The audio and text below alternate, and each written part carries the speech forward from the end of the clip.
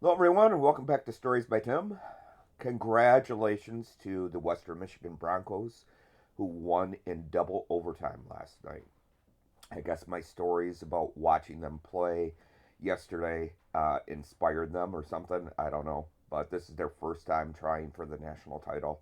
They're going to be playing Boston University, and I wish them the best of luck. I wanna hear that Broncos theme song one more time this year at the end of a game. Um, yeah, I was singing along with watching the highlights because I was working when they actually played. Um, but talking about that yesterday brought back a lot of sports memories, things that I've done in my life that I've seen that I want to share with you today. So, growing up, um, we would go 4 or 5 times a month to go see the Saginaw Gears. And I got to see a lot of players that a couple of them went on to the NHL. They did get called up in that, but like Marcel Como, Dennis DeRozier, um, Stu Irving, Mel Ott, give him hell, Mel.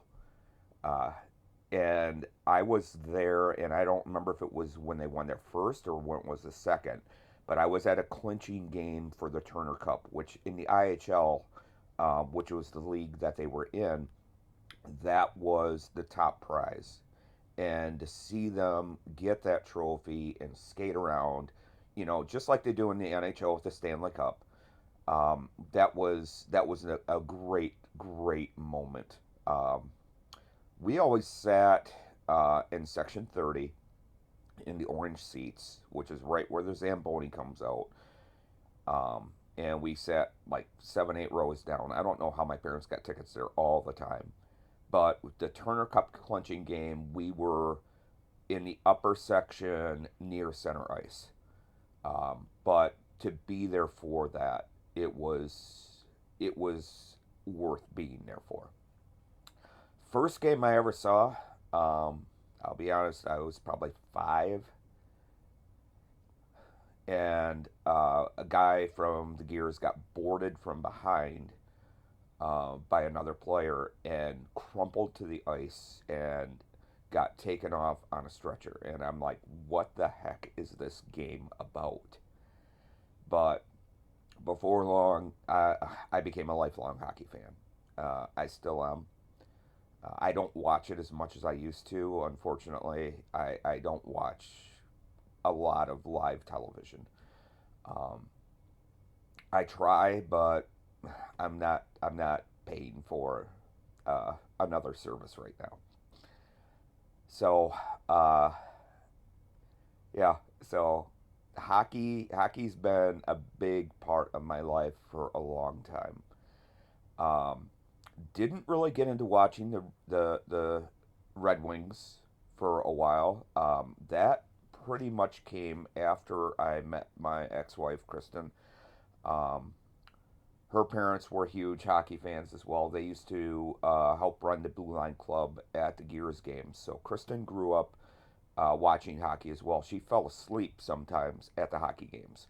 Um, so when we met and we had that shared interest, that was a nice feeling, a nice surprise, I guess would be the best way I can say it. So yeah, so we started following the Red Wings and became huge Red Wing fans. Um, when they were in the playoffs, um, 95, 96, 97, 98. Um, Now, here's a fun fact.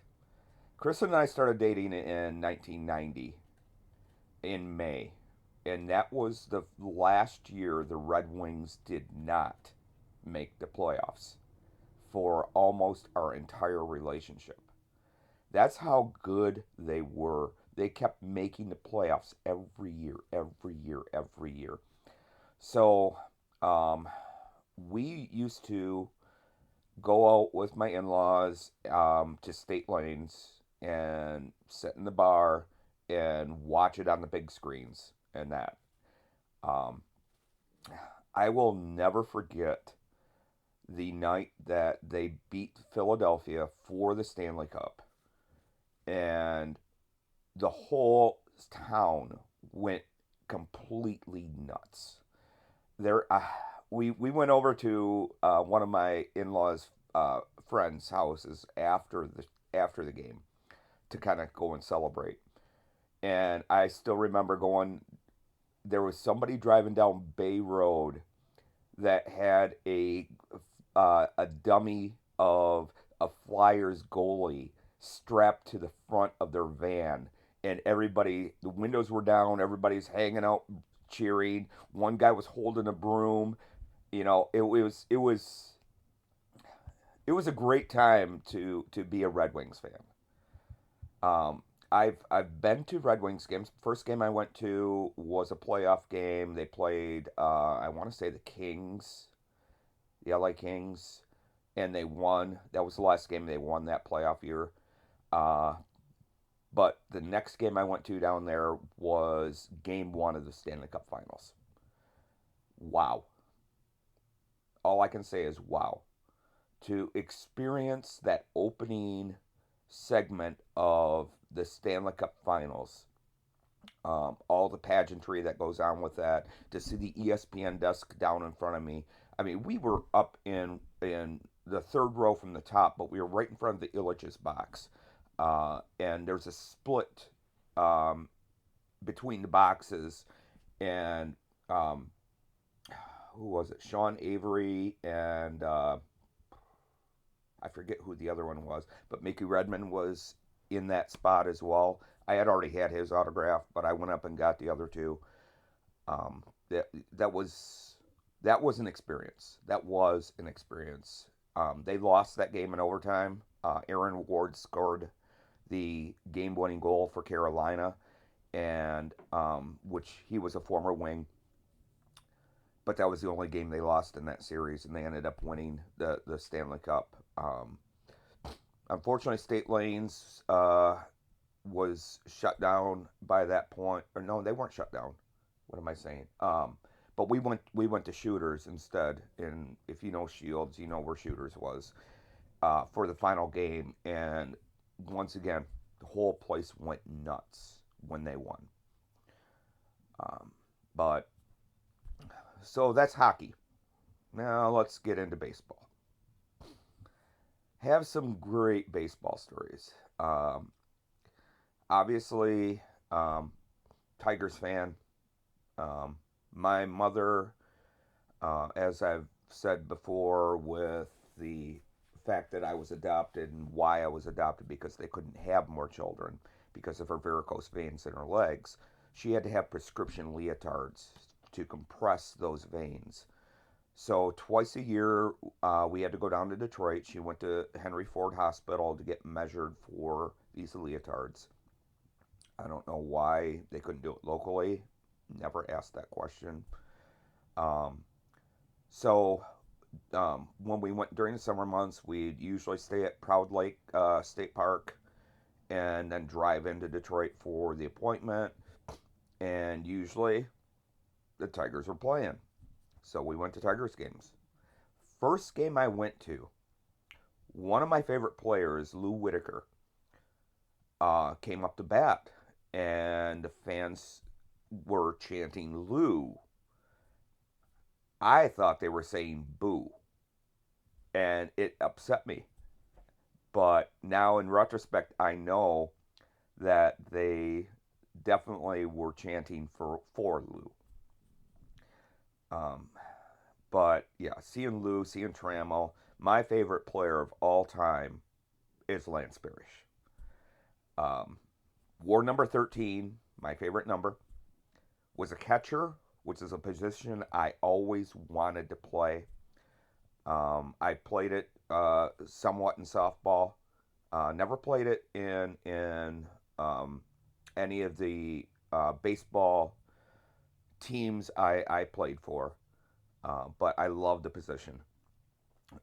Yeah, I've been hit a few times trying to tag out runners at home plate. One, like I said, was a pastor that just clocked me. Uh, but it was, it was an experience. Tiger Stadium is an iconic place, was an iconic place, I should say.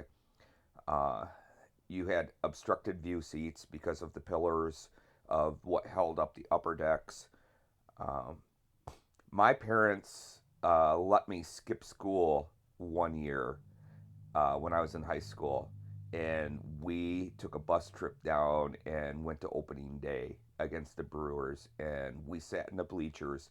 The bleachers at Tiger Stadium were a whole different experience. There were things that went on there that went on nowhere else in the stadium. But um, but being there for opening day, that was amazing. But 1984, 1984 was the year. I saw 4 games that year, including my first night game. It was against the Cleveland Indians. Never been to a night game before at Tiger Stadium. We always went to day games.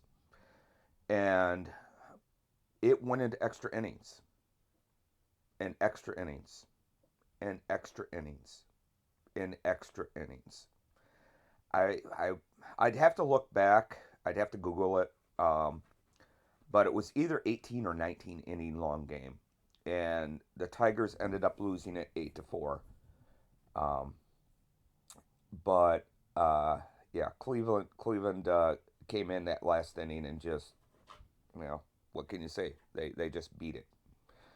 So what are you doing? Leave that alone. Cats will play with anything. But I was grateful to have seen that team that season because um, my favorite reliever was Lopez, Senor Heat. I know everyone will say Hernandez was the greatest closer the Tigers had at that time, but I loved seeing Lopez pitch. I just loved the way he conducted himself, the way he pitched. Um, so he was my favorite reliever. So I got to see him pitch a few times. Um, but I mean, I've been to Comerica um, since. Had some, got to see, you know, a lot of the newer guys at that time. I haven't been down there in a while now, but it was not the same experience as what Tiger Stadium was. Tiger Stadium was a very um, close, inviting environment. Comerica is just wide open, wide open. So, um, but you know, go Tigers, man, go Tigers. Lions, lifelong Lions fan. Even when they were 0-16, I was still a fan. I've actually met a Lion when I worked at Sam's Club. Eric Hipple was had written a book. He does inspirational speeches now, and he was in for a book signing that day, and I was the one that had to set up his table to get him ready for that. I will never forget. One of my managers walks up to him, shakes his hand, he says, "I almost didn't recognize you. You weren't laying on your back." And Eric laughed his butt off. He responded, "Yeah," he said, "I spent so much time on my back, I started naming the lights." True story. True story. But seeing games at the Silverdome, amazing, amazing, amazing. I got to see Randy Moss against the Lions. Um, I never got to see Barry Sanders play, unfortunately. He retired before I started going down. My brother-in-law, um, at the time, um, he was a Saginaw cop, and there was a Saginaw Township cop that would organize a bus trip every year. And so we would get on the bus at 7 o'clock in the morning, drive down, tailgate, and then go and see the game. Um, The last year we went, there were two buses.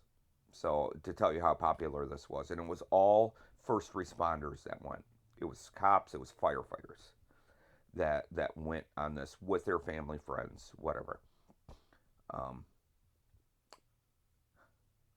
I don't know if I should tell this part, but I will.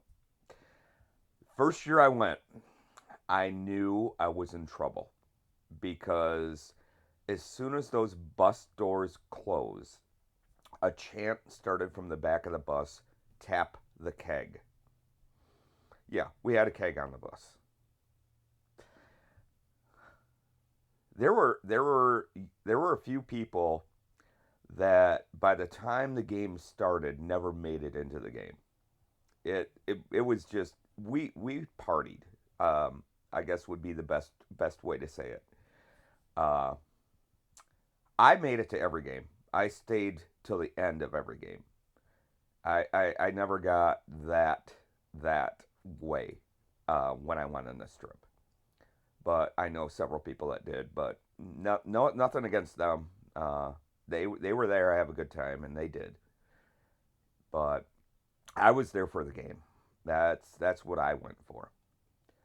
Um, so I want to say that was 4 or 5 years that I did that, and then um, I did go down one time to Ford Field. They played the Bears. It went into overtime, and the Bears won on a pick six. Here's the weird thing for me. I'm playing fantasy football. I took the Bears defense on my fantasy team. I was upset that the Lions lost, but still happy because my defense got me 6 points. you know, it's it's one of those things. Fantasy sports will mess with your mind when you're rooting for your favorite team, but they're playing the team that you have players on. It's kind of one of those things. Um, but yeah, it's gosh. So getting back to baseball for a second, Kristen and I went to Toronto for a honeymoon. Um, we were walking by the Sky Dome, which I think I've told this part of it already about the Rogers Center, and we saw a game there. Um, and then Fenway Park as well. That was a bucket list item for me. And I know I've already told about the Cooperstown. All right. See, I'm remembering what I've already told. So let's go back to hockey. So obviously, Gears went out of the IHL. They, are they brought back hockey to Saginaw with the OHL. Initially, it was the Gears, then the Lumber Kings. Now there's the Spirit. Well, my kids, when they were in elementary school, did choir. And one of the things the choir does is once a year, they will go and sing the national anthems. I said anthems. Yes, they do the Canadian national anthem as well because the OHL is actually based out of Canada. There's only a handful of teams, I think three, if I remember right now, Saginaw, Flint, and Port Huron, that are in the United States. The rest are all in Canada. So to honor both teams, they always do both national anthems. So one night, this is a night I will never forget. There are not a lot of things I will wait in line for. This was one of them. There was a hockey player there that night that had was a personal hero of mine that was one of the greatest NHL players of all time. And he was doing a book signing. I mean, you had to buy a book to get the signing, obviously. I ended up buying three. I bought one for my ex's grandparents, her parents, and for her and I. and he signed all three of them. This man, I waited in line for 2.5 hours. I missed the entire game. Thankfully, it was in the Blue Room. They had the game on a big screen, so you could pay attention to what was going on.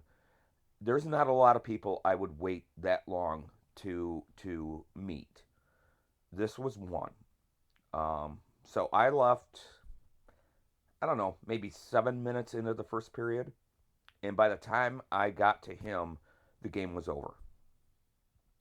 But he had a conversation with every single person that he talked to, like a personal conversation, not just a "Hey, how you doing?" sort of thing. No, he would ask questions. He would respond. It was amazing, and that man was Gordie Howe.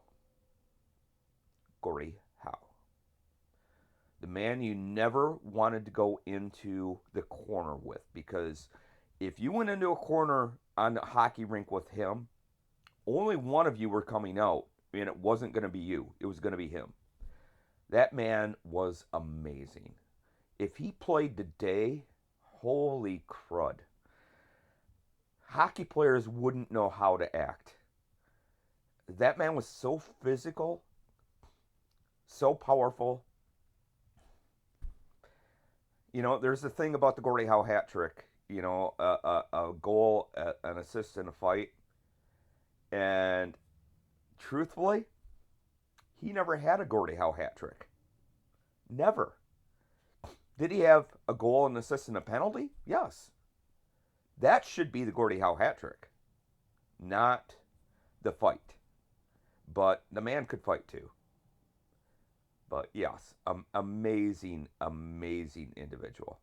Um, I was so happy to meet him, to have a nice personal conversation with him. I've got a picture with him. If you see me and you want to see it, shoot, it's actually on my Facebook page. Maybe I'll change my profile picture to that right now, just so you guys can see that. But yeah, that's a night I won't forget. There's another night from a Spirit game, and this was another night where it was the kids singing, that I won't forget either. So I show up to the Spirit game wearing my a Red Wings jersey with Darren McCarty on the back of it, and the kids have sung. It's the first period, and all of a sudden I get a tap on my shoulder, and I'm like, "What the heck?" And I look, and it's like one of the people that work at the arena, and he's like, "Hey," he said, "I saw your jersey. I can tell you like hockey. How would you like a chance to win a lease on a Chevy Volt?" I said, "What do you mean?" He says, "Well, we're taking people out on ice, and you get to shoot a hockey stick, or it shoots a puck, and whoever gets closest to the cone gets a chance to come back to win a lease on a Chevy Volt." I'm like, "Okay." So I get to go out on center ice at the Saginaw Civic Center and shoot a puck with a hockey stick. So the first two guys go, and they're nowhere near the cone. Nowhere near. So the mascot hands me the stick, and he says, "You've got this." It's like, yeah. I came within inches of that cone. Um, all those years of playing hockey with my dad down in the basement, where I shot rubber balls off his shins, and I'm sorry, Dad in heaven, that you had so many bruises from that, because I did not hold back when I shot that puck, or when I shot those balls at you. But um, yeah, so that was that night. The night that they were doing the shoot off was the very next night. So we got to go back again the next night. Now, the next night, I didn't do as well. Nobody won the lease. You had to shoot from the red line, the goal line, at the far end, at the goal at the other end, and the opening in the goal was barely the size of the puck. So yeah, nobody won the lease, but um, to be able to be on the ice twice as a hockey fan and actually get to shoot a puck, that was amazing. I Yeah, that was great times. That was great times. But all right, I will wrap it up for now. Thank you again for tuning in. If you're watching, leave comments, please. I'd like to hear what you're thinking about how what I'm doing and how I'm doing. Um, and as I said, go Broncos.